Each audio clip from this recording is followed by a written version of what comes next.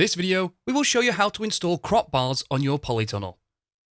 Crop bars span across the width of your polytunnel on the intermediate hoops, and they are used so that the structure is more robust. Crop bars are not installed on the two end hoops.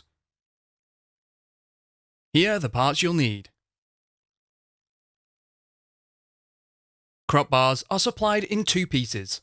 One is 1.32 meters long and is flattened on one end and plain on the opposite. The second piece is 50 centimeters long and is flat on one end and swaged at the opposite end. Connect the tubes together by locating the swaged end in the plain end.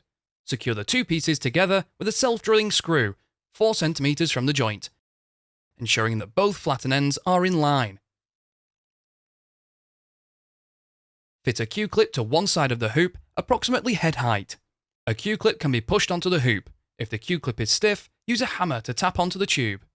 Once the Q-clip is on the hoop, use a pair of pipe grips to close the prongs together. Locate the flat end of the assembled crop bar to the Q-clip. Push a bolt through the hole and loosely secure in place. Position another Q-clip on the opposite side of the hoop. Locate the flat end to the Q-clip and push a bolt through the hole and loosely secure into place.